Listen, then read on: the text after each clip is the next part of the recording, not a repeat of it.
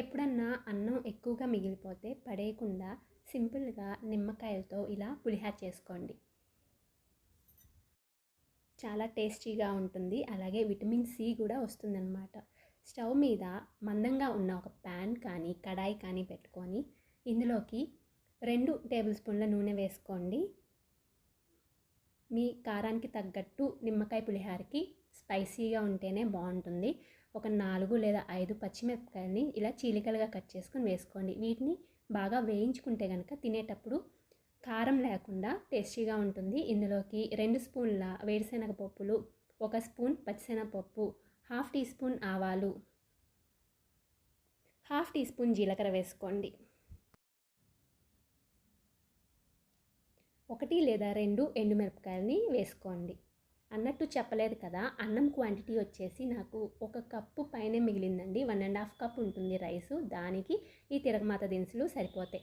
2 కప్పుల వరకు సరిపోతుంది తిరగమాత దినుసులు. ఇందులో వేరుశనగ పప్పులన్నీ వేగిపోయిన తర్వాత చాలా కరివేపాకు రెబ్బలు వేసుకోండి. పులిహోరలోకి చాలా టేస్టీగా ఉంటుంది. 1 టీ స్పూన్ పసుపు, అలాగే 1 స్పూన్ ఉప్పు వేసుకొని 1 నిమిషం కలుపుకోండి. ఆ ఉప్పు పచ్చిమిరపకాయలు పట్టి తినేటప్పుడు చాలా టేస్టీగా ఉంటాయి అన్నమాట.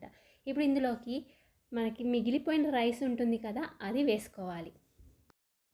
మీరు ఈ పులిహోరని మిగిలిపోయిన అన్నంతోనే కాదండి, వేడివేడి అన్నం వండుకొని కూడా చేసుకోవచ్చు. కాకపోతే అన్నం పొడి పొడిలాడుతూ వండుకొని ఒక ప్లేట్లోకి తీసుకొని ఆరిన తర్వాత వేసుకుంటే పొడి పొడిగా వస్తుందన్నమాట. అన్నాన్ని కూడా ఒకసారి పైనుంచి కిందకి బాగా కలుపుకొని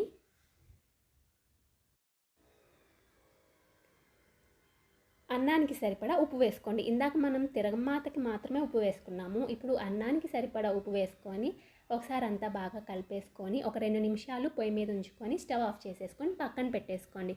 ఇప్పుడు 2 నిమ్మకాయలు తీసుకోండి. పెద్దవైతే 2 సరిపోతాయి. అవే చిన్నవైతే కనుక 4, 5 పడతాయి అన్నమాట. చూసుకొని మీ టేస్ట్కి తగ్గట్టు యాడ్ చేసుకోండి. అన్నంలోకి పిండేసుకోవాలి. వేడివేడి అన్నంలోకి పిండుకుంటే నిమ్మకాయలో ఉన్న గుణాలన్నీ చచ్చిపోతాయి అన్నమాట. సో ఎప్పుడు నిమ్మకాయ యూస్ చేసినా స్టవ్ ఆన్ చేసి మాత్రం యూస్ చేయొద్దు. స్టవ్ ఆఫ్ చేసేసుకొని ఒక 10 నిమిషాలు పక్కన పెట్టుకున్న తర్వాత మాత్రమే పిండుకోండి. నిమ్మకాయ ప్రతి ఒక్కరికి మంచిదండి. చిన్నవాళ్ళకైనా పెద్దవాళ్ళకైనా, ఎండాకాలమైనా చలికాలమైనా. చలికాలం అయితే ఇంకా ఇమ్యూనిటీని బూస్ట్ చేస్తుంది అనమాట. ఏదో డెకరేషన్ కోసం అలా కరివేపాకులు పెట్టాను. రెసిపీ నచ్చినట్టయితే లైక్ చేయండి, షేర్ చేయండి. అందరూ మెచ్చే వెంటనే సబ్స్క్రైబ్ చేసుకోండి.